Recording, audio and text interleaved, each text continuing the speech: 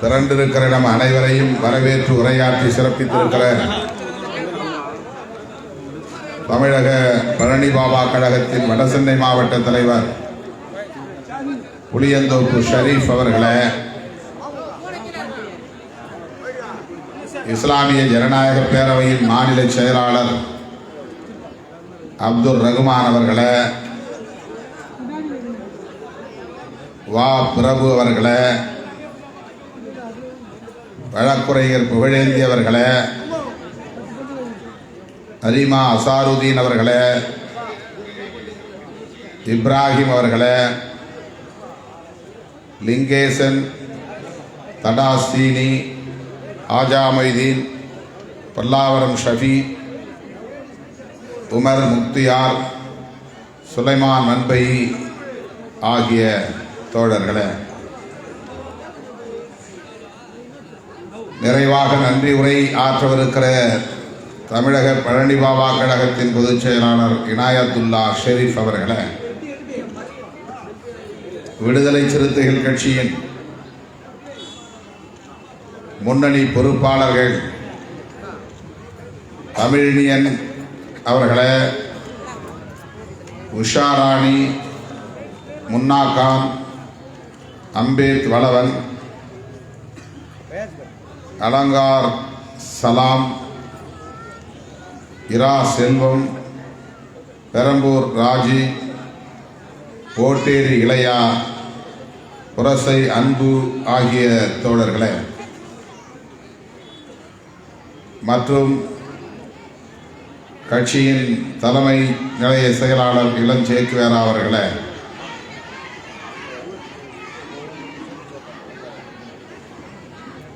ஊடக அமைப்பாளர் ரவிச்சந்திரன் அவர்களே, மற்றும் விடுதலை சிறுத்தைகள் கட்சியின் முன்னோடிகளே, தமிழக பழனி பாபா கழகத்தின் முன்னணி பொறுப்பாளர்களே, இந்த பகுதி வாழ் பெரியோர்களே, தாய்மார்களே, திரளாக கூடியிருக்கிற என் உயிரின் உயிரான விடுதலை சிறுத்தைகளே, உங்கள் அனைவருக்கும் என்னுடைய பணிவார்ந்த வணக்கத்தை தெரிவித்துக் கொள்கிறேன். மறைந்த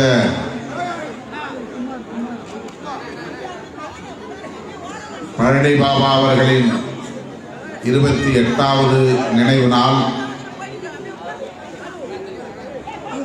இந்த வீர வணக்க நினைவேந்தலில் பங்கேற்று அவரை நினைவு கூர்ந்து அவருடைய பங்களிப்பு குறித்து உங்களிடையே கருத்துக்களை பகிர்ந்து கொள்வதற்கான ஒரு வாய்ப்பை எனக்கு வழங்கியமைக்காக யூனஸ்கான் உள்ளிட்ட தமிழக பழனி பாபா கழகத்தின் முன்னணி பொறுப்பாளர்கள் அனைவருக்கும் முதலில் என்னுடைய நன்றியை உரித்தாக்குகிறேன். தவிர்க்க முடியாத காரணங்களால் சற்று காலம் தாழ்ந்து வர நேர்ந்தது. என்னுடைய அருமை தாயார் அவர்கள் மருத்துவமனையில் அனுமதிக்கப்பட்டிருக்கிற சூழலில் உரிய நேரத்திற்கு இங்கே வந்து சேர இயலவில்லை.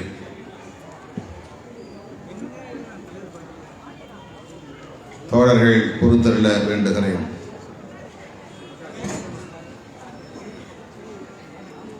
ஒவ்வொரு ஆண்டும் அவருடைய நினைவு நாளில் தமிழ்நாடு முழுவதும் ஆங்காங்கே தோழர்கள் அவரை நினைவு கூறுகிற இத்தகைய நிகழ்வுகளை ஒருங்கிணைத்து வருகிறார்கள். அவ்வப்போது வாய்ப்பு கிடைக்கிற போதெல்லாம் நானும் பங்கேற்று பழனி பாபா அவர்களை நினைவு கூர்ந்து உரையாற்றக்கூடிய ஒரு வாய்ப்பை பெற்றிருக்கிறேன், உரையாற்றி வருகிறேன்.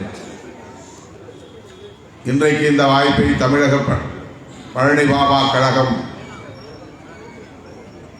புளியந்தோப்பு பகுதியிலே உங்களோடு உரையாற்றக்கூடிய ஒரு வாய்ப்பை, உங்களிடையே உரையாற்றக்கூடிய ஒரு வாய்ப்பை எனக்கு ஏற்படுத்தி தந்திருக்கிறார்கள். பழனி பாபா அவர்களை இன்றைக்கு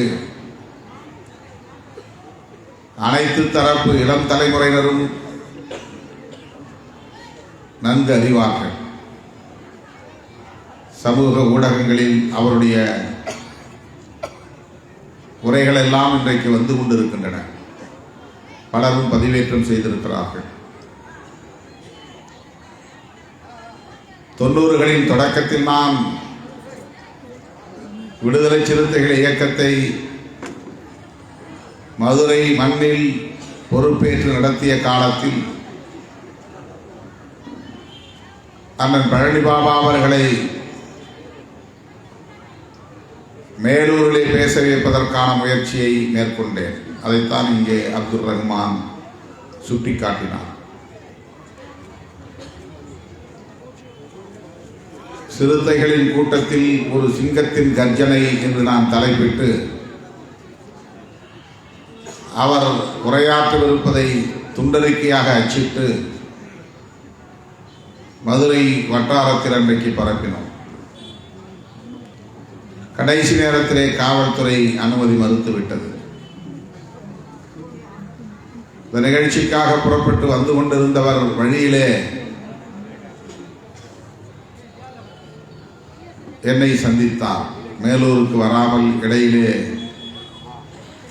திருப்பத்தூரிலே இருக்கிறேன், வாருங்கள் என்று என்னை அழைத்தார்.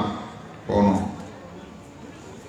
இந்த நிகழ்ச்சி நடைபெறாவிட்டால் வருந்த வேண்டாம், நமக்கு ஒரு வாய்ப்பு மீண்டும் உருவாகும், அனுமதி பெற்றே நிகழ்ச்சியை நடத்துவோம், வருத்தப்பட வேண்டாம் என்று சொல்லி என்னை ஆற்றுப்படுத்தினார். அதன் பிறகுதான் கடலூர் மாவட்டம் நெல்லிக்குப்பத்திலே அவரும் நானும் ஒரே மேடையில் பேசுகிற வாய்ப்பை பெற்றோம்.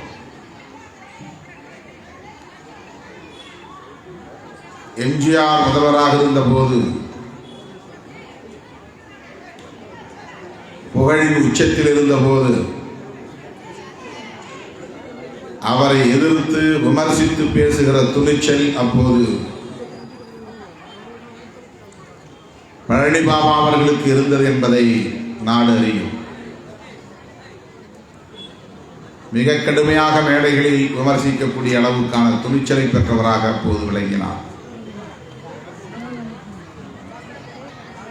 அரசியலில் அவ்வப்போது பரபரப்புகளை ஏற்படுத்தக்கூடிய அளவுக்கு ஆழ்ந்த கருத்துக்களை அறிவார்ந்த விவாதங்களை முன்வைப்பதில் அவருக்கு நிகர் அவர்தான். வெறும் பரபரப்புக்காக பேசக்கூடியவர் அல்ல,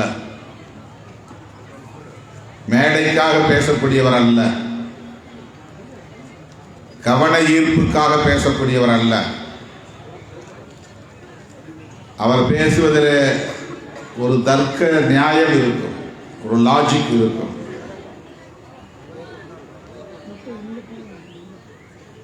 அவருடைய உரையில் குறை சொல்ல முடியாத அளவுக்கான வாத திறம் இருக்கும். ஏன் எம்ஜிஆரை விமர்சிக்கிறேன் என்பதற்கு அவர் எடுத்து வைக்கிற வாதங்களை யாராலும் மறுக்க முடியாது.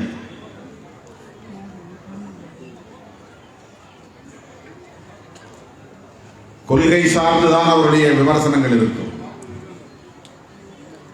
அவரிடத்தில் மதவெறி உணர்வோ இனவெறி உணர்வோ மேலோங்கி இருந்ததில்லை.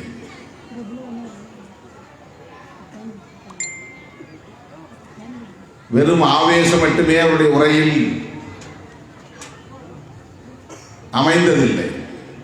ஆவேசம் இருக்கும், அதே வேளையில் ஆழ்ந்த கருத்தும் இருக்கும்.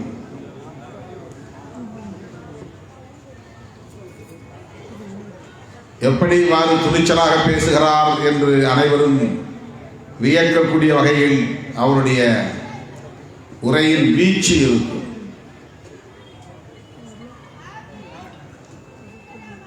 இங்கே அப்துல் ரஹ்மான் அவர்கள் சொன்னதைப் போல இப்போது அவர் பேசிய ஒரு பேச்சு 1.5 நிமிட வீடியோ ஒன்று பரபரப்பாக சமூக ஊடகங்களில் பரவி வருகிறது. இது ஒன்றே சான்று. அவர் எத்தகைய கொள்கை பார்வை உள்ளவராக இருந்திருக்கிறார், தொலைநோக்கு பார்வை உள்ளவராக இருந்திருக்கிறார். அந்த உரையிலேயே சொல்லுகிறார், நான் இதற்கு பிறகு உயிரோடு இருப்பேனோ அல்லது இல்லாமல் இருப்பேனோ எனக்கு தெரியாது. யாராவது என்னை கொன்று போடுவதற்கும் வாய்ப்பு இருக்கிறது. ஆகவே இப்போதே நான் சொல்லி வைக்கிறேன். இதைத்தான் தீர்க்க தரிசனம் என்று சொல்லுகிறார்கள். பழனி பாபா அவர்கள் அப்படி என்ன சொன்னார் என்றால்,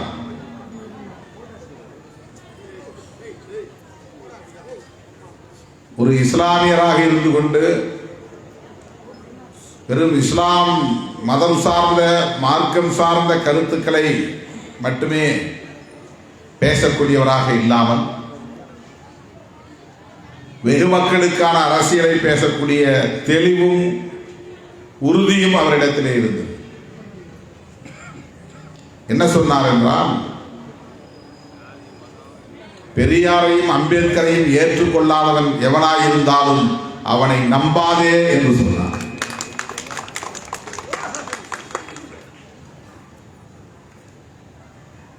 இஸ்லாமிய இயக்கங்கள் அண்மை காலமாகத்தான் பெரியார், அம்பேத்கர் போன்ற தலைவர்களை வெகுவாக பேசத் தொடங்கி இருக்கிறார்கள். நான் 35-40 ஆண்டுகளாக இந்த களத்திலே நிற்கிறேன். ஆனால் அன்றைக்கே பழனி பாபா அவர்கள் பெரியாரையும் அம்பேத்கரையும் ஏற்காதவன் எவனாக இருந்தாலும் அவனை நம்பாதே, பெரியாரையும் அம்பேத்கரையும் விமர்சிக்கிறவனால் உனக்கு ஆபத்து இருக்கிறது என்றும் சொன்னார். எவ்வளவு பெரிய ஒரு சிந்தனை தெளிவு அவரிடத்திலே இருந்திருக்கிறது. வெறும் மதம் சார்ந்த தலைவர்களை அவர் அடையாளப்படுத்தவில்லை. கண்ணிய தமிழர் காயிதே மில்லத்தை போற்றி புகழ வேண்டும், எங்கள் இஸ்லாமிய தலைவர், அவரை நீங்கள் ஏற்றுக்கொள்ள வேண்டும், அவரை ஏற்காதவனை நீங்கள் புறந்தள்ள வேண்டும் என்று அவர் பேசவில்லை. தமிழ்நாட்டு மக்களின் எதிர்காலத்தை கருத்தில் கொண்டு பின்னாளில் எவனாவது அப்படி வருவான், பெரியாரை விமர்சிப்பான் என்பதை தீர்க்க தரிசனத்தால் பார்த்து இப்படி ஒரு கருத்தை அவர் சொல்லியிருக்கிறார் என்றால், அவர் ஒன்றும் திமுக காரர் அல்ல, அதிமுக காரர் அல்ல, கலைஞரின் தொண்டர் அல்ல, எம்ஜிஆரின் தொண்டர் அல்ல, திராவிடர் கழகத்தை சார்ந்தவரும் அல்ல. பார்ப்பனியத்தை புரிந்து கொண்டவர், அதுதான் முக்கியமானது. பார்ப்பனியத்தை புரிந்து கொண்டவர் என்றால் சனாதன தர்மத்தை புரிந்து கொண்டவர் என்று பொருள். அது எவ்வளவு ஆபத்தான ஒரு கோட்பாடு, அதனால் எப்படி இந்த சமூகத்திற்கு தீங்குகள் காலம் காலமாய் தொடருகின்றன,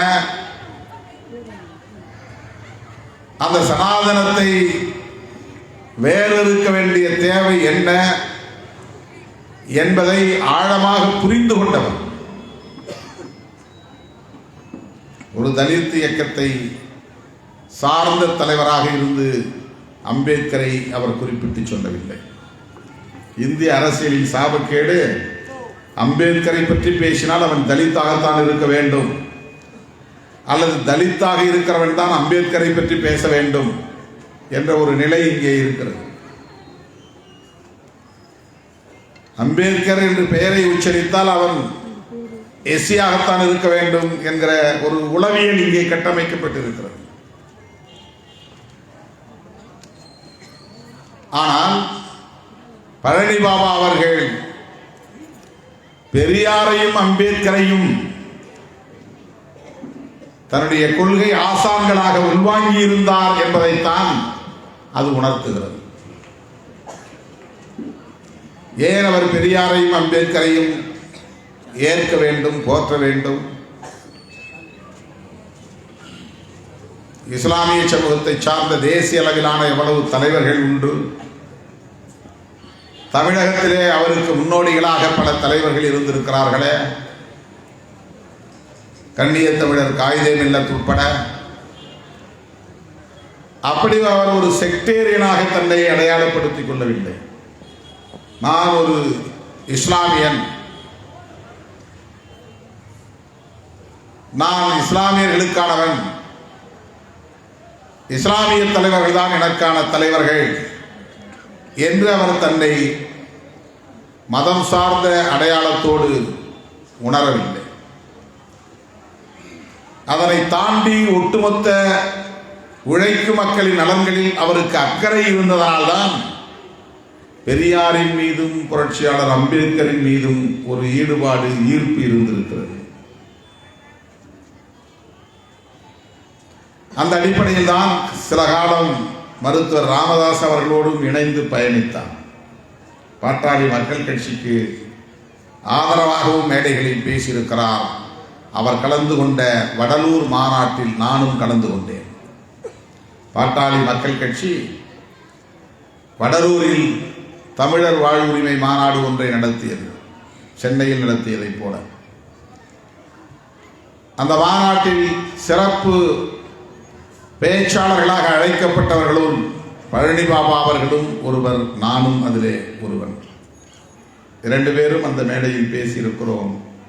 பேசிவிட்டு அவரோடு இரவு உணவும் சாப்பிட்டு இருக்கிறோம். அப்படி அவரோடு ஒரு நெருக்கம் எனக்கு ஏற்பட்டது என்பதை நான் எண்ணி பெருமைப்படுகிறேன். அவருடைய உரைகளை இன்றைக்கும் யார் கேட்டாலும் அந்த உரைக்கு ஒரு தம்பயப்படுகிற நிலை, அந்த உரைக்கு மயங்குகிற நிலையை கட்டாயம் பெறக்கூடும். அந்த பேச்சிலே அப்படி ஒரு காந்தம் உண்டு, அந்த குரலிலே ஒரு இனிமை உண்டு. வெறும் கத்தலாக இருக்கார், வெறுமென கத்த மாட்டார். ஆவேசமாக பேசினால்தான் மக்களை ஈர்க்க முடியும் என்றில்லை. அவ்வளவு தெளிவாக கருத்தியல் சார்ந்த உரையை வழங்குகிற ஆற்றல் அவரிடத்திலே உண்டு. ஒவ்வொரு சொல்லிலும் அவ்வளவு வலிமை, மக்களை கவர்ந்து இழுக்கும் வலிமை உண்டு. அதனால்தான் முன்னுணர்ந்து சொல்லுகிறார், பெரியாரையும் அம்பேத்கரையும் ஏற்காதவர்கள் எவராய் இருந்தாலும் நீங்கள் நம்பக்கூடாது, அவர்களை தலைவர்களாக ஏற்றுக்கொள்ளக்கூடாது என்று. இன்றைக்கு பெரியாரை பற்றிய விமர்சனங்கள்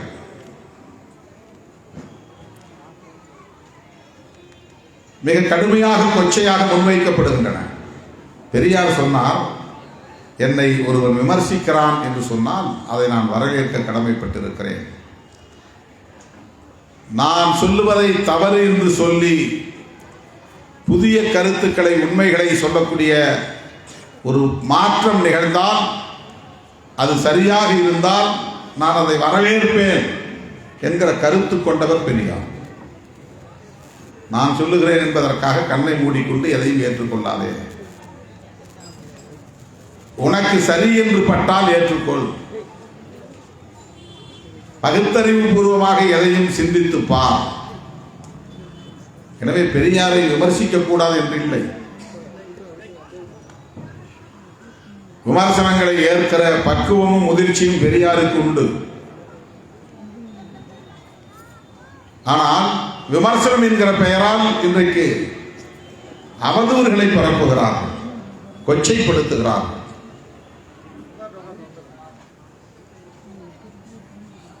தமிழை பழித்து விட்டார், தமிழனை அவமானப்படுத்தி விட்டார்.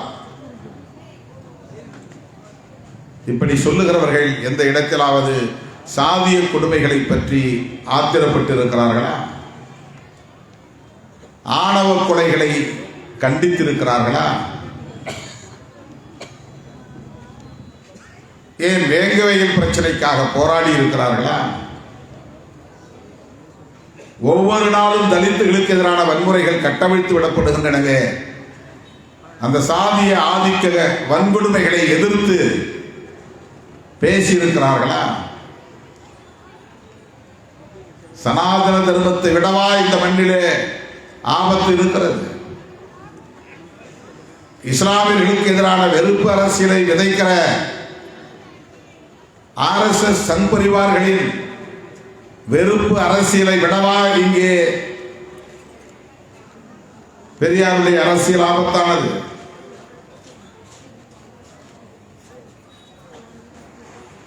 எண்ணி பார்க்க வேண்டும். மாட்டு வணிகம் செய்யக்கூடிய இஸ்லாமியர்களை தேடி தேடி பிடித்து பசுமாட்டை இவர்கள் வதை செய்கிறார்கள் என்று சொல்லி அடித்து கொலை செய்கிற மாப் லிஞ்சிங், கும்பல் கொலை எவ்வளவு கொடூரமானது! அதை கண்டிக்கிற திராணி இங்கே பெரியாரை விமர்சிப்பவர்களுக்கு உண்டா? பாபர் மசூதி இடிக்கப்பட்டதே, அந்த இடத்தில் இன்றைக்கு ராமர் கோவில் கட்டி இருக்கிறார்களே, நீதிமன்றத்தையும் பயன்படுத்தி ஒரு பெரிய அநீதியை இழைத்திருக்கிறார்களே, இது எவ்வளவு பெரிய கொடூரம், குரூரம்! அதற்கு இவரிடத்திலே கொந்தளிப்பு இருக்கிறதா? குமுறல் இருக்கிறதா? ஆத்திரம் இருக்கிறதா? ஆவேசம் வருகிறதா? தீர்ப்பு வந்து கொண்டிருக்கிற போதே நான் அதிவையில் எரிய எரிய அதை கண்டித்தேன், விமர்சித்தேன். ஏன் அது அநீதி என்பதை என்னால் உணர முடிந்தது. உச்ச நீதிமன்றமாயிருந்தால் என்ன, எந்த நீதிமன்றமாயிருந்தால் என்ன, அநீதியை சொல்லுகிற போது அதை விமர்சிக்காமல் எப்படி இருக்க முடியும்? கண்டெம்ட் ஆஃப் கோர்ட் என்றார்கள், வரட்டும். ஆனால் இதை விமர்சிக்காமல் இருக்க முடியாது. இயல்பாக அந்த கொந்தளிப்பு வந்தது. 500 ரூபாய் 1000 ரூபாய் நோட்டு செல்லாது என்று மோடி சொன்ன போது நாடே உறைந்து போய், அதிர்ச்சியில் உறைந்து போய் கிடந்த நேரத்தில் அரை மணி நேரத்தில் பத்திரிகையாளர்களை கூட்டி நான் பேட்டி கொடுத்தேன், எடுத்தேன், கவிழ்த்தேன் என்று இந்த அறிவிப்பை செய்திருக்கிற மோடியின் போக்கை விடுதலை சிறுத்தைகள் கட்சி கண்டிக்கிறது. இவர் அரசமைப்பு சட்டத்திற்கு எதிராக செயல்படுகிறார். இந்த அரசமைப்பு சட்டத்தை பாதுகாக்க நாங்கள் மாநாடு நடத்துவோம் என்று பாண்டிச்சேரியிலே அரசமைப்பு சட்ட பாதுகாப்பு மாநாட்டை உடனே அறிவித்தேன். அப்படி மோடியின் செயல்பாடுகளை கண்டிக்கிற துணிச்சல் இவர்களுக்கு உண்டா? எண்ணி பார்க்க வேண்டும். இஸ்லாமியர்களுக்கும் கிறிஸ்தவர்களுக்கும் பாதுகாப்பற்ற ஒரு சூழல் தேசம் முழுவதும் இருக்கிறது. CAA சட்டம் எவ்வளவு ஆபத்தான ஒரு சட்டம், பாகுபாடு நிறைந்த ஒரு சட்டம், அரசமைப்பு சட்டத்திற்கு எதிரான ஒரு சட்டம். மதத்தின் பெயரால், சாதியின் பெயரால், இனத்தின் பெயரால் பாகுபாடு காட்டக்கூடாது என்பது அரசமைப்பு சட்டத்தின் உறுப்பு எண் 15 கூறுகிறது. ஆர்டிகிள் 15, 17 இவையெல்லாம் அதை கூறுகிறது. ஆனால் இவர்கள் CAA சட்டத்தில் என்ன சொல்லுகிறார்கள்? அண்டை மாநிலங்களில் இருந்து அகதிகளாக தஞ்சம் புகக்கூடியவர்கள் இந்துக்களாக இருந்தால், கிறிஸ்தவர்களாக இருந்தால், சமணர்களாக, பௌத்தர்களாக இருந்தால், பார்சிகளாக இருந்தால் குடியுரிமை தருவோம், முஸ்லிம்களாக இருந்தால் தரமாட்டோம் என்று சட்டம் கொண்டு வந்திருக்கிறார்கள். இது எவ்வளவு பெரிய அநீதி! இதை விட என்ன ஆபத்து வேண்டும்? இவ்வளவு ஆபத்தான சக்திகளை எதிர்க்காமல், விமர்சிக்காமல் பெரியாரை விமர்சிக்கிறார்கள் என்றால், பெரியாரை விமர்சிப்பது என்பது RSS அஜெண்டா. பெரியார் என்கிற பிம்பத்தை தகர்க்க வேண்டும் என்பது BJPயின் செயல் திட்டம். பெரியாரை வீழ்த்தினால்தான் நம்முடைய சனாதன தர்மத்திற்கு பாதுகாப்பு உருவாகும் என்பது பார்ப்பன சமூகம், பனியா சமூகத்தினரின் நம்பிக்கை. இன்றைக்கு நேற்றுக்கல்ல, தொடர்ந்து பெரியார் வாழும் காலத்திலேயே பெரியாருக்கு எதிராக அவர்கள் அரசியல் செய்தார்கள். பெரியாரை ஒழித்து கட்ட முயற்சித்தார்கள். அவருடைய அரசியலை ஒழித்து கட்ட முயற்சித்தார்கள். பெரியார் மறைந்ததும் எல்லாம் ஒழிந்தது என்று அவர்கள் பெருமூச்சு விட்ட போதுதான் பெரியாரின் அரசியலை தொடர்ந்து எடுத்துச் செல்ல இதோ நான் இருக்கிறேன் என்று பேரறிஞர் அண்ணா வந்தார்.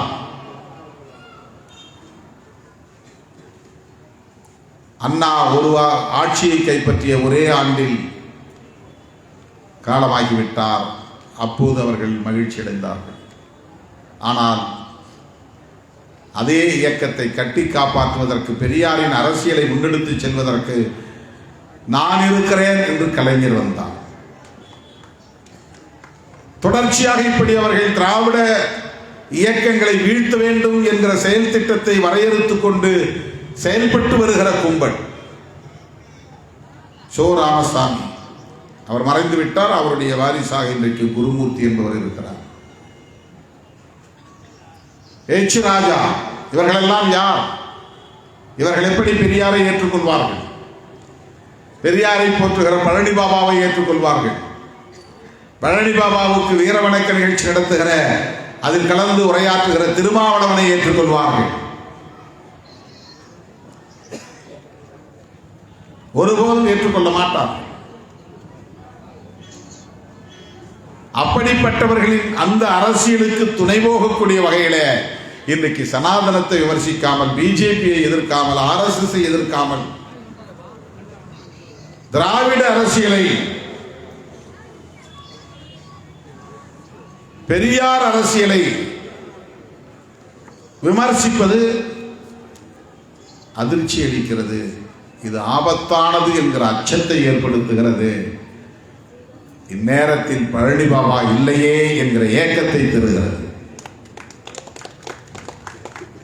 தோல்வித்து விடுவார்.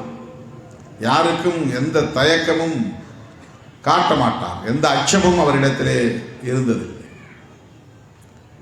அச்சமில்லாத, துளியும் அச்சமில்லாத ஒரு போராளி பழனி பாபா.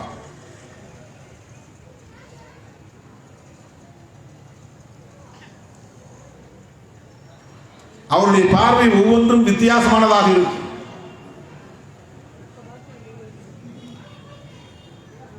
யாரும் சிந்திக்காத கோணத்தில் சிந்திக்கக்கூடியவர்.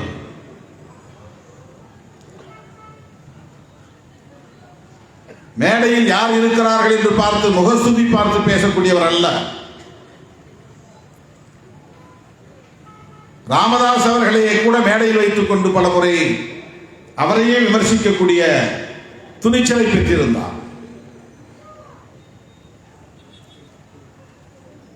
வடலூர் கூட்டத்தில் பேசுகிற போது தலித் இயக்கங்களையும் விமர்சித்தார். நான் அந்த மேடையில் இருந்தேன். இவர் ஷெட்யூல் வகுப்பு மக்களிடத்திலே போய் மன்றாடுகிறார். என்னை முச்சந்தியிலே வைத்து விசாரியுங்கள் என்கிறார். நான் சட்டையை காட்டுகிறேன், ட்ரௌசரை காட்டுகிறேன் என்றெல்லாம் சொல்லுகிறார். இப்படியெல்லாம் நீங்கள் சொல்லியும் அவர்கள் உங்களை நம்பவில்லை என்று சொன்னார். அதில் இரண்டு பொருள் இருக்கிறது. ஒன்று, தலித்துகள் இவரை ஏற்றுக்கொள்ளவில்லை என்பது. இரண்டாவது, தலித்துகள் ஏற்றுக்கொள்ளக்கூடிய அளவுக்கு உங்கள் நடவடிக்கையும் இல்லை என்கிற விமர்சனமும் அதற்குள்ளே இருக்கிறது. இவெல்லாம் சொல்லி பார்க்குறீங்க, ஆனால் ஏன் அந்த மக்களை ஏற்றுக்கல? உங்க மேல ஏன் நம்பிக்கை இல்லை? இப்படியெல்லாம் மேடையில் வைத்து பேசுகிற துணிச்சல் அண்ணன் பழனி பாபா அவர்களுக்கு மட்டும்தான் உண்டு. நான் அவருடைய உரைகளை கேட்டு வியந்திருக்கிறேன்.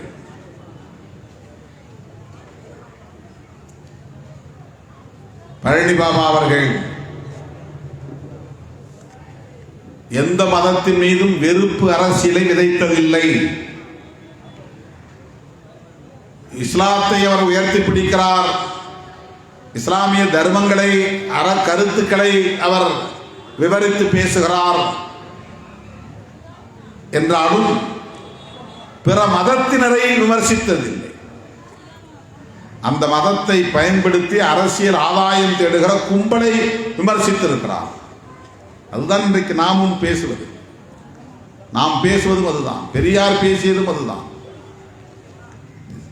பெரியார் தமிழை சனியன் என்று சொன்னார் என்றால் அதற்கு காரணம் இருக்கிறது. காட்டு மிராண்டி மொழி என்று சொன்னார் என்றால் தமிழை பழிக்க வேண்டும், தமிழ் மீது வெறுப்பை விதைக்க வேண்டும் என்பதல்ல. அந்த தமிழ் மொழியில் மூட நம்பிக்கைகள் நிறைந்த புராண கதைகள் தான் இருக்கின்றன. அப்படிப்பட்ட இந்த தமிழை ஏன் பிடித்துக் கொண்டு தொங்குகிறீர்கள்? அறிவியலும் தொழில்நுட்பமும் நிறைந்த அறிவு களஞ்சியமாக இருக்கிற மொழிகளை கற்றுக்கொள்ளுங்கள், ஒன்றும் தவறில்லை என்பதுதான் அவருடைய கருத்து. தமிழிலே ராமாயணம் இருக்கிறது, தமிழிலே மகாபாரதம் இருக்கிறது, தமிழிலே தேவாரம் திருமுறைகள் இருக்கின்றன, தமிழிலே ஆழ்வார் பாசுரங்கள் இருக்கின்றன. இவையெல்லாம் புராண கதைகளை அடிப்படையாக கொண்டவை, புனைவுகளை அடிப்படையாக கொண்டவை, பகுத்தறிவு கருத்துக்களுக்கு இடம் தராதவை, அறிவியல் சிந்தனைகளுக்கு ஊக்கமளிக்காதவை. ஒரு புத்தகத்தை படித்தால் நமக்கு புதிய புதிய சிந்தனைகள் முகிழ்க்க வேண்டும், மலர வேண்டும், அறிவார்ந்த சிந்தனைகள் வளர வேண்டும். படிக்கிற போதே நமக்கு கிளை சிந்தனைகள் உருவாகும். அதுதான் ஒரு சிறந்த புத்தகத்தின் அடையாளம். ஒரு வரியை படித்தால் அந்த வரி நமக்குள் ஏற்படுத்துகிற தாக்கம், அது குறித்த வேறு வேறு புதிய புதிய சிந்தனைகளை நமக்கு உருவாக்கும். அப்படித்தான் விஞ்ஞானிகள் தோன்றுகிறார்கள், அப்படித்தான் தத்துவ ஞானிகள் தோன்றுகிறார்கள். ஆனால் தமிழிலே நாம் என்ன படிக்கிறோம் என்றால், வெறும் மூட நம்பிக்கைகளை உள்வாங்கிக் கொண்டு பேய் இருக்கிறது, பிசாசு இருக்கிறது என்று அஞ்சி அஞ்சி வாழுகிற ஒரு சமூகத்தைத்தான் அது உருவாக்குகிறது. அப்படிப்பட்ட ஒரு மொழி காட்டுமிராண்டி காலத்தில், மனித நாகரிகம் அடையாத காலத்தில் பேசப்பட்ட மொழியாகவே இன்றைக்கும் இருக்கிறது. தற்காலத்திற்கு ஏற்ப அது தன்னை தகவமைத்துக் கொள்ளவில்லை என்கிற விரக்தியின் அடிப்படையில் சொன்ன வார்த்தை அது. பெற்ற பிள்ளை அடங்காவிட்டால் சனியனே என்று சொல்லுவதில்லையா? எங்கிருந்து வந்து பிறந்தாலும் சனியன். அதனால் பிள்ளையை தூக்கி குப்பையில வீசி விடுவார்களா? வேண்டாம் என்று பொருளா? வெறுத்து விட்டார்கள் என்று பொருளா? ஒரு விரக்தி. தாயே பிள்ளையை சனியன் என்று திட்டுவதை நாம் பார்க்கிறோம். உட்கார்ந்து பல பேர் அந்த திட்டு வாங்கியிருக்க வாய்ப்பு இருக்கிறது.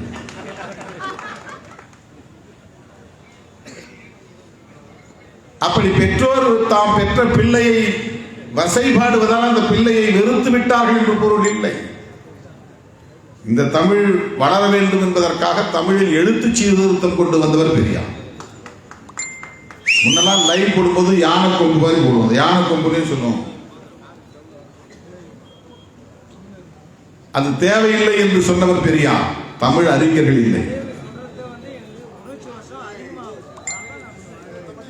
எல்லாத்துக்கும் கைக்கு ரெட்டை கொம்பு போடுற மாதிரி ரெட்டை சுழி கை என்று எழுதுகிற போது, லை என்கிற போது யானை தும்பிக்கை தேவையில்லை, அதுவும் ரெட்டை சுழி போடலாம் என்று சொன்னவர் பெரியார். 247 எழுத்துக்கள் தேவையில்லை, அதை இன்னும் சுருக்க வேண்டும் என்று சொன்னவர் பெரியார்.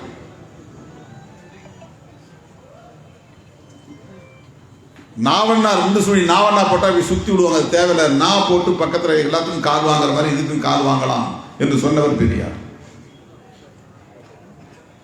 அந்த எழுத்து சீர்திருத்தத்தை நடைமுறைப்படுத்தியவர் எம்ஜிஆர்.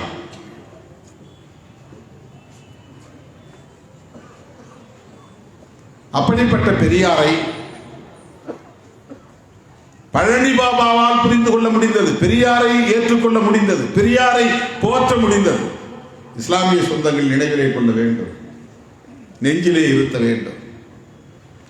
பழனி பாபாவை நேசிக்கக்கூடிய ஒவ்வொரு இஸ்லாமிய இளைஞனும் அதை உள்வாங்கிக் கொள்ள வேண்டும். பெரியாருக்கு இறை நம்பிக்கை இல்லை என்பது வேறு. இஸ்லாமியர்களுக்கு இறை நம்பிக்கை தான் முதன்மையானது. இறை அச்சம் மிக முக்கியமானது. எந்த ஒரு மனிதனுக்கு இறை நம்பிக்கை இருக்கிறதோ அவனுக்குத்தான் இறை அச்சம். கடவுள் இருக்கிறான், பார்த்துக்கிட்டே இருக்கிறான் அப்படிங்கிற பயம் இருக்கும். கடவுள் இருக்கிறான் என்று நம்பினால்தான் கடவுள் நம்மை கவனித்துக் கொண்டே இருக்கிறான் என்கிற அச்சம் வரும். அந்த அச்சம் தேவை என்று சொல்லுகிறது இஸ்லாம். யாருக்கும் தெரியாது நாம் திருட்டுத்தனமாக ஒரு வேலையை செய்கிறோம், என்று ஒரு மனிதன் எல்லோருடைய கண்களையும் மறைத்து திருட்டுத்தனமான வேலைகளில் ஈடுபட முடியும். ஆனால் இஸ்லாம் சொல்லுகிறது, நீ எல்லோரின் கண்களையும் மறைத்து திருட்டுத்தனமாக செய்தாலும் இறைவன் உன்னை பார்த்துக் கொண்டிருக்கிறான், நீ அவனுக்கு அச்சப்பட வேண்டும் என்று இஸ்லாம் சொல்லுகிறது. அந்த இறை அச்சம் தேவை. எவனும் இல்லை என்று நீ எண்ணிவிடாதே.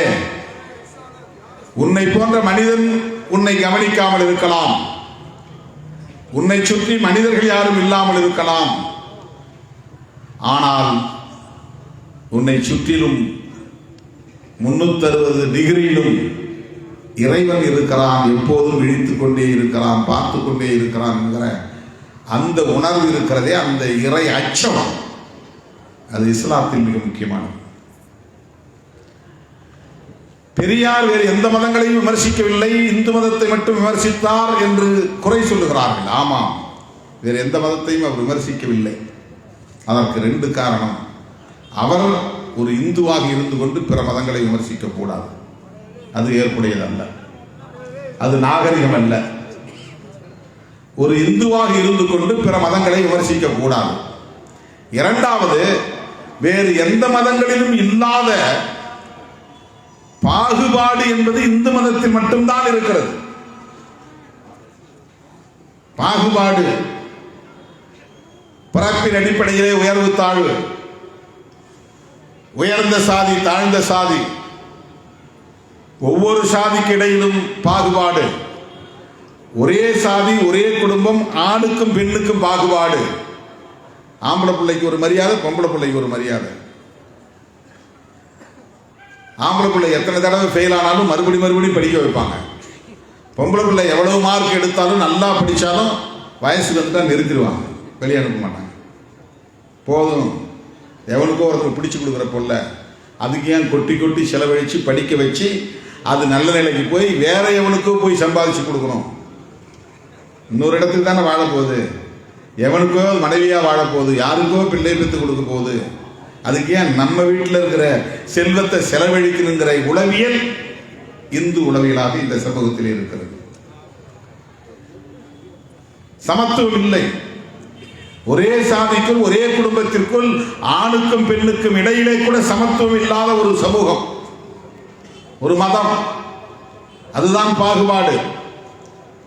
பிராமணர்கள் மட்டுமே உயர்ந்தவர்கள், மற்ற அனைவருமே தாழ்ந்தவர்கள் என்கிற பாகுபாடு.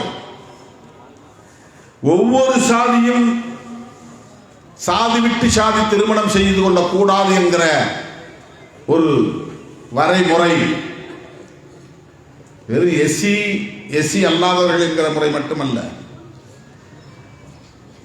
தலித்தில் மட்டும் பொண்ணு எடுக்கக்கூடாது அல்லது பொண்ணு கொடுக்கக்கூடாது என்கிற முறை இந்து மதத்தில் இல்லை. எந்த சாதியும் இன்னொரு சாதிக்கு பெண் கொடுக்க முடியாது, பெண் எடுக்க முடியாது.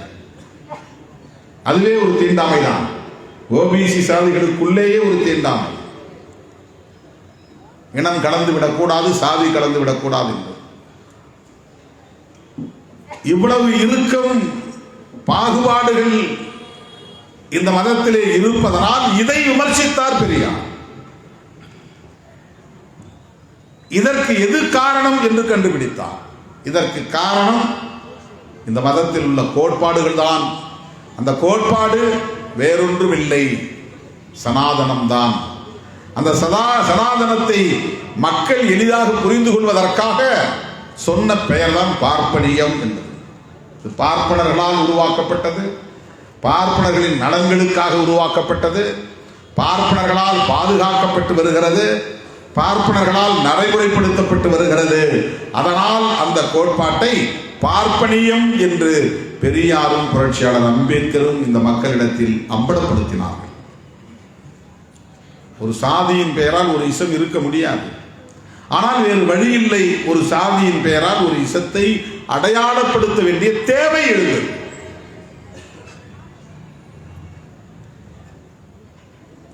அந்த குறிப்பிட்ட சாதியின் மீதான வெறுப்பு அல்ல.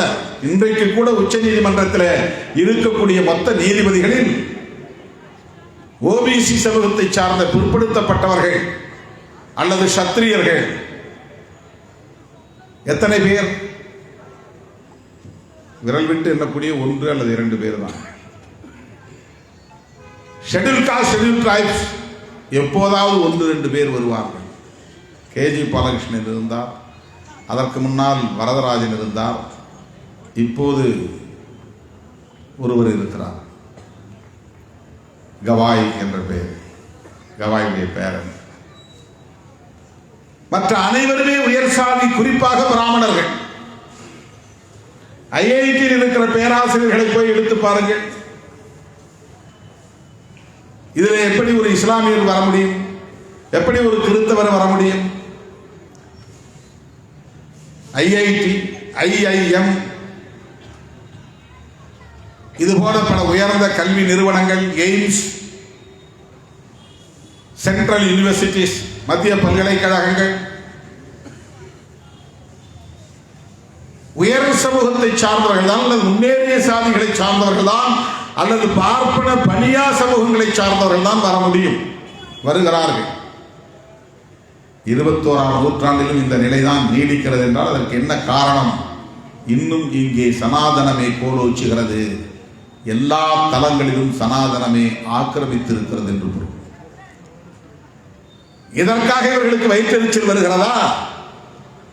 இஸ்லாமியர் இங்கே என்ன செய்கிறான், கிறிஸ்தவன் என்ன செய்கிறான், தலித் என்ன செய்கிறான் என்று சீண்டிக்கொண்டே இருக்கிற இந்த கும்பல், இவர்களுக்கு எதிரான வன்முறைகளை கட்டவிழ்த்து விடக்கூடிய இவர்கள், இப்படிப்பட்ட அநீதி இழைக்கப்படுகிறதே, இதற்கு இவர்கள் கொந்தளிக்கிறார்களா, குமுறுகிறார்களா, ஆத்திரப்படுகிறார்களா, ஆவேசப்படுகிறார்களா? எண்ணி பார்க்க வேண்டும். விடுதலை சிறுத்தைகள் கொடியேற்றினால் போய் புடுங்கி எரிகின்ற ராமதாஸ், இந்த கம்பத்தை உடைத்து போடு என்று சொல்லுகிற மருத்துவர் ராமதாஸ், உச்ச நீதிமன்றத்தில் இந்த அநீதி இருக்கிறதே, இதை எங்களால் ஏற்க முடியாது, இந்த கொடியேற்றிய முறையை மாற்று, இடஒதுக்கீடு கொண்டு வா என்று கிடுகிடு போராட்டத்தை அறிவித்தாரா, நடத்தினாரா? இன்றைக்கு பெரியாரை விமர்சிப்பவர்களும் அதை பற்றி பேசுகிறார்களா? எண்ணி பார்க்க வேண்டும். இஸ்லாமியர்களுக்கு எதிராக என்னென்ன முயற்சிகளை எல்லாம் செய்கிறார்கள். ஜம்மு காஷ்மீரை யூனியன் பிரதேசங்களாக உடைத்தார்கள். அங்கே இஸ்லாமியர்கள் தனித்து இயங்குவதை பொறுத்துக் கொள்ள முடியாமல் இது அரசமைப்பு சட்டத்திற்கு எதிரானது, ஜனநாயகத்திற்கு எதிரானது. பெரியாருக்கு எதிராக வாயாடக்கூடியவர்கள் இதை எதிர்த்து என்ன பெரிய போராட்டங்களை நடத்தினார்கள், ஆவேசமாக பேசினார். எண்ணி பார்க்க வேண்டும். சட்டத்திற்கான உரிமைகளை தலையிட்டார்கள். ஒவ்வொரு மதத்திற்கும் தனி சட்டங்கள் உண்டு, பர்சனல் லா. இஸ்லாமியர்களுக்கும் தனி சட்டம் உண்டு. ஆனால் இவர்களுக்கு மட்டும் என்ன சிறப்பு சட்டம்? இது என்ன கேள்வி? இது முட்டாள்தனமான கேள்வி. பெரும்பான்மை மதத்தை சார்ந்தவர்கள் சிறுபான்மையினரை பாதுகாப்போடு வாழ அரவணைக்க வேண்டும், அதுதான் சிறந்த ஜனநாயகம் என்று புரட்சியாளர் அம்பேத்கர் கூறுகிறார். அதுதான் உலகம் முழுவதும் இருக்கிற வரையறை. உலகத்தில் எல்லா நாடுகளிலும் ஒரே இனம் மட்டும் வாழ முடியாது.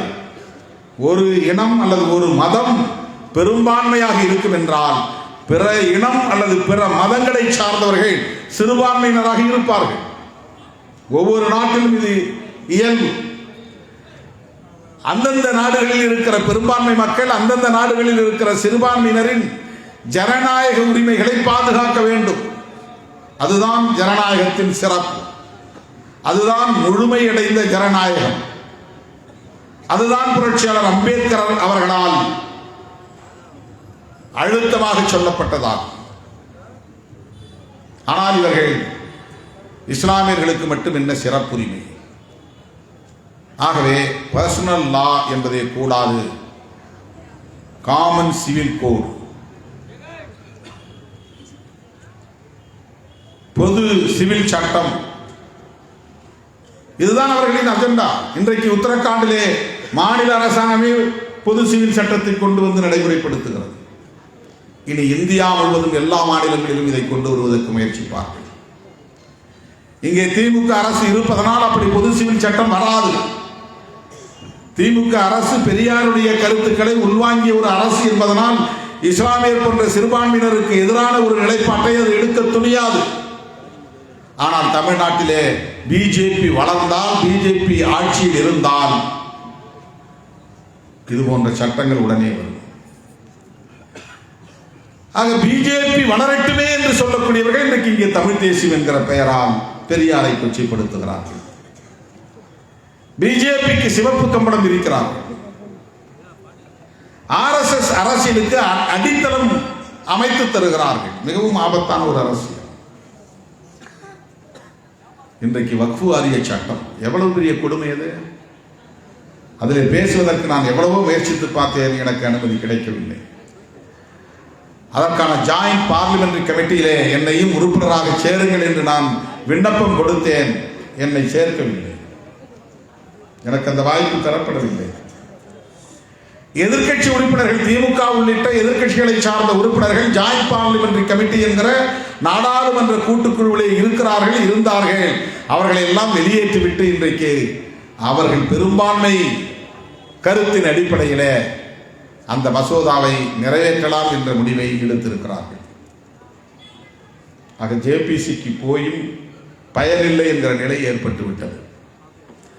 அதாவது வக்ஃபு வாரிய சட்டத்தில் ஒரு திருத்தத்தை கொண்டு வந்து அதை முழுமையாக அரசே ஏற்றுக்கொள்ளக்கூடிய ஒரு சூழலை ஏற்படுத்தி இருக்கிறார்கள். அதில் உறுப்பினர்களை இஸ்லாமியர் அல்லாதவர்களை எல்லாம் நியமிக்கிற அதிகாரத்தை இந்த சட்டத்தின் மூலம் கொண்டு வருகிறார்கள். வக்ஃபு வாரிய அந்த வக்ஃபு குழுவில இஸ்லாமியர் அல்லாதவர்களை நியமிக்கிற அதிகாரத்தை கொண்ட சட்டமாக அதை கொண்டு வருகிறார்கள். அப்படி தலையிடக்கூடாது, அரசு அவ்வாறு தலையிடுவது ஜனநாயகத்திற்கு முரணானது என்று காங்கிரஸ் தலைவர் ராகுல் காந்தி உட்பட அத்தனை பேரும் கடுமையாக எதிர்ப்பு தெரிவித்தோம். அதனால் அது மக்களவை, மாநிலங்களவையை சார்ந்த உறுப்பினர்களை கொண்ட ஒரு கூட்டுக்குழு, ஜாயிண்ட் பார்லிமெண்டரி கமிட்டி அமைக்கப்பட்டது. ராஜ்யசபா எம்பிஸ், லோக்சபா எம்பிஸ், எல்லா கட்சிகளையும் சார்ந்த உறுப்பினர்கள் கொண்ட ஒரு குழு. அந்த குழு இது பற்றி விரிவாக விவாதிக்கும். நெடுநேரம் எடுத்து ஒவ்வொருவரும் வாதாடுவதற்குரிய வாய்ப்பு அந்த குழுவிலே கிடைக்கும். பார்லிமெண்ட்ல கிடைக்காதபடி ஒரு குறிப்பிட்ட நேரத்துக்குள்ள சில பேரை மட்டும் பேச வச்சு உடனே பெரும்பான்மை அடிப்படையில் ஓட்டு போட்டு அதை நிறைவேற்றி விடுவார் மசோதா. அந்த மாதிரி அவசரமாக செய்யக்கூடாது, விரிவாக விவாதிக்க வேண்டும், ஒவ்வொருவரும் கருத்து சொல்ல வேண்டும், ஒவ்வொரு கட்சியின் சார்பிலும் வாதாடுவதற்கு வாய்ப்பு தர வேண்டும் என்கிற அடிப்படையில் உருவாக்கப்படுவதுதான் ஜாயிண்ட் பார்லிமெண்டரி கமிட்டி. அந்த அடிப்படையிலே பல கூட்டங்கள் நடந்தன.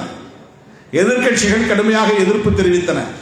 இந்த சட்டமே கூடாது, இதை திரும்ப பெற வேண்டும் என்று வாதங்களை எடுத்து வைத்தன. ஆனால் அவர்கள் வழக்கம் போல எப்படி லோக்சபாவில் பெரும்பான்மையை பயன்படுத்தி சிறுபான்மையினரின் கருத்துக்களை புறந்தள்ளுகிறார்களோ அதை போல ஜேபிசியிலும் அவர்கள் பெரும்பான்மையாக இடம்பெற்று எதிர்க்கட்சிகளின் வாதங்களை புறந்தள்ளிவிட்டார்கள். இது எவ்வளவு பெரிய அநீதி! பெரியாருக்கு எதிராக கொந்தளிக்கிறவர்கள் இதற்கு எதிராக கொந்தளித்தார்களா என்ற கேள்வி எழுகிறது. குமுறினார்களா, ஏன் குமுறவில்லை என்கிற கேள்வி எழுகிறது. இப்படி சொல்லிக்கொண்டே போகலாம். அடுத்தடுத்து பல மசூதிகளை குறிவைக்கிறார்கள். வேண்டுமென்றே சட்டம் ஒழுங்கு பிரச்சனையை ஏற்படுத்தி நீதிமன்ற வழக்குகளாக மாற்றுகிறார்கள். நீதிமன்றங்களில் தங்களுக்கு வேண்டியவர்களை நியமனம் செய்து அதன் மூலம் நீதிமன்றத்தின் வாயிலாக தாம் விரும்புகிற நீதியை எழுதி வாங்குகிறார்கள். ராமர் மசூதி வழக்கிலே அப்படி எழுதி வாங்கப்பட்ட தீர்ப்பு தான். கடவுளே வந்து கனவில் சொன்னார் என்று நீதிபதி சொல்லுகிறார்.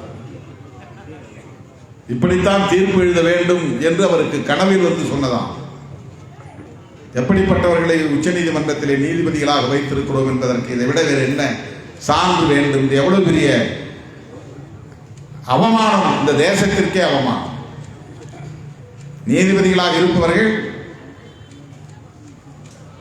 ஆதாரங்களை கொண்டு தீர்ப்பளிக்க வேண்டும், சாட்சிகளை கொண்டு தீர்ப்பளிக்க வேண்டும், சாட்சியங்களை கொண்டு தீர்ப்பளிக்க வேண்டும். ஆனால் இவர்கள் கட்ட பஞ்சாயத்து தீர்ப்பு போல் எழுதி அறிவித்தார்கள். அதுவும் ஒரே நேரத்தில் ரெண்டும் கட்டணும். இன்னொரு இடமும் கொடுத்திருக்கிறாங்க, பாபர் மசூதியை கட்டணும். பாபர் மசூதி கட்டுற செலவும் அரசாங்கத்தினுடையது, தீர்ப்பிலே சொல்லப்பட்டது. ராமர் கோவில் கட்டி முடித்தவர்கள் பாபர் மசூதியையும் சைமல்டேனியஸாக சமகாலத்தில் கட்டியிருக்க வேண்டுமா இல்லையா? ஏன் செய்யவில்லை? இதை யார் விமர்சிப்பது, கண்டிப்பது, கேட்பது? இது ஓரவஞ்சனை இல்லையா? இது அநீதி இல்லையா?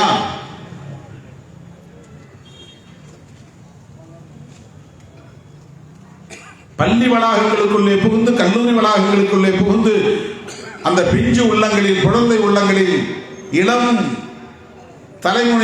தலைமுறையினரின் உள்ளங்களில் நஞ்சை விதைக்கக்கூடிய வகையில சங் பரிவார் அமைப்புகளை சார்ந்தவர்கள் போய் ஜெய் ஸ்ரீராம் சொல்லுங்கள் என்று பயிற்சி தருகிறார்கள். கர்நாடகாவிலே அப்படி ஒரு பள்ளியில் நடந்ததை நாம் பார்த்தோம். ஒரு தங்கை அல்லாஹு அக்பர் என்று துணிச்சலாக முழக்கமிட்டவாறு வகுப்புக்கு சென்றதை நாம் பார்த்தோம். அந்த காட்சி எனக்குள் மிகப்பெரிய தாக்கத்தை ஏற்படுத்தியது. அந்த தங்கையை நான் நெஞ்சார பாராட்டிக் கொண்டே நாடாளுமன்றத்திற்குள் நுழைந்தேன். நானும் அதே முழக்கத்தை மக்களவையில் எழுப்பினேன். அந்த தங்கையின் முழக்கம் என் காதுகளில் ஒலித்துக் கொண்டே இருந்தது. என்னை அறியாமல் நான் அல்லாஹு அக்பர், ஜெய் பீம் என்று முழக்கம் எழுப்பினேன். வேறு எந்த நோக்கமும் எனக்கு இல்லை, எந்த கால்குலேஷன் கிடையாது, எந்த கணக்கு வழக்கும் இல்லை. ஒரு கணக்கின் அடிப்படையிலே நான் அதை பேசவில்லை. இதை பேசினால் இந்த லாபம் கிடைக்கும் என்று பேசுகிறார். பிஜேபி பேசுவதை நாம் பேசினால் பிஜேபிக்கு ஆதரவாக இருப்பவர்கள் எல்லாம் நமக்கு ஓட்டு போடுவார்கள் என்று கணக்கு போட்டு பெரியாரை விமர்சிக்கிறார்கள். ஈரோடு கிழக்கு தொகுதியில் பிஜேபி வேட்பாளரை நிறுத்தவில்லை, அதிமுகவும் வேட்பாளரை நிறுத்தவில்லை. அந்த கட்சிகளுக்கு வாக்களிப்பவர்கள் திமுகவுக்கு போட மாட்டார்கள், போடக்கூடாது. இப்படி பேசினால் அந்த வாக்குகள் நமக்கு கொஞ்சமாவது வரும் என்கிற எதிர்பார்ப்பு கணக்குகளோடு இப்படி பேசுகிறார்கள். இப்படியெல்லாம் கணக்கு போட்டு நாம் பேசுவதில்லை. வாக்கு வங்கி அடிப்படையில் நாம் கருத்துக்களை முன்வைப்பதில்லை. மக்களவையிலே நான் என்னை அறியாமல் அப்படி ஒரு முழக்கத்தை எழுப்பினேன் என்றால் அதற்கு என்ன காரணம்? அந்த தங்கை அப்படி தன்னை சுற்றி நின்று பல பேர் அவரை உணர்ச்சியை, கோபத்தை, அவருடைய ஆத்திரத்தை தூண்டக்கூடிய வகையிலே முழக்கங்கள் எழுப்பினாலும் அவர் நிதானமாக இறைவனின் பெயரை உச்சரித்துக் கொண்டே உள்ளே போனார்.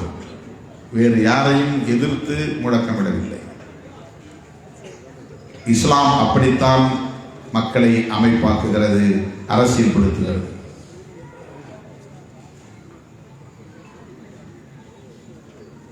இந்த மண்ணில் எப்படிப்பட்ட கும்பலின் கைகளில் ஆட்சி அதிகாரம் சிக்கி இருக்கிறது என்பதற்கு இவையெல்லாம் சான்றுகள்.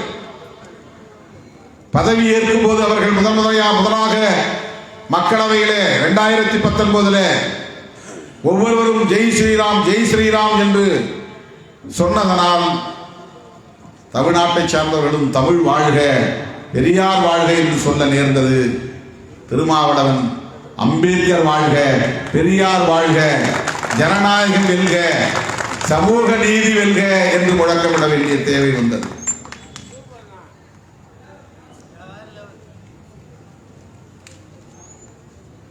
ஆகவே இந்த மண்ணில் சனாதன சக்திகள் நாளுக்கு நாள் வலிமை பெற்று வருகிற சூழலில் தமிழ்நாடு மட்டும்தான் ஒரு தீவாக இருக்கிறது என்கிற ஆத்திரம் அவர்களுக்கு இருக்கிறது.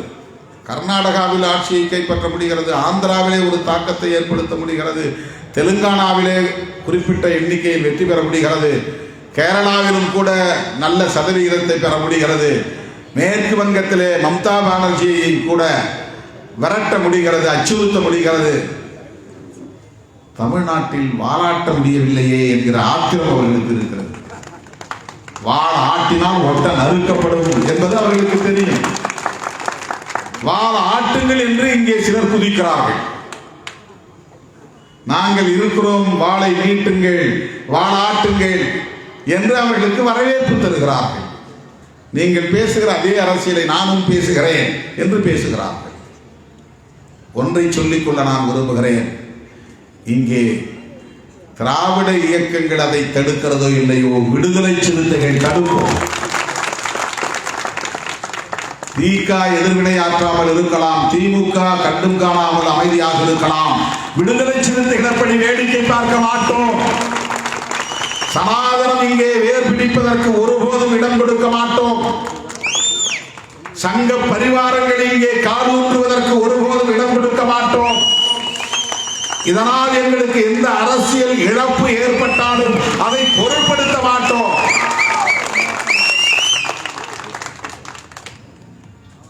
நான் உணர்ச்சி வயப்பட்டு இதை பேசவில்லை, தொலைநோக்கு பார்வையோடு பேசுகிறேன்.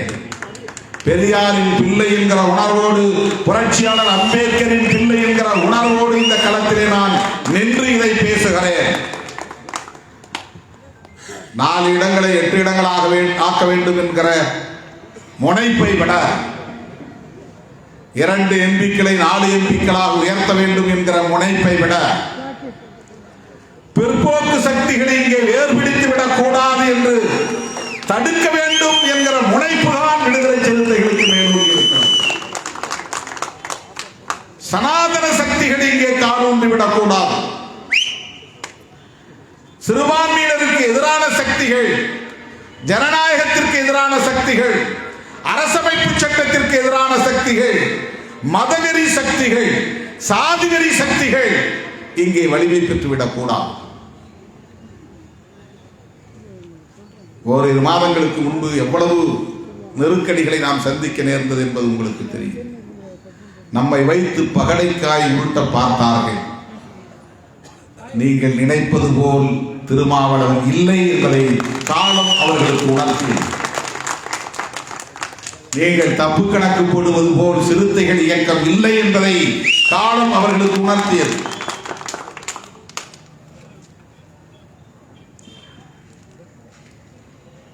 திமுக கூட்டணியில் இருக்கிறோம், திமுகவோடு எங்களுக்கு விமர்சனம் இல்லை என்று பொருள் இல்லை.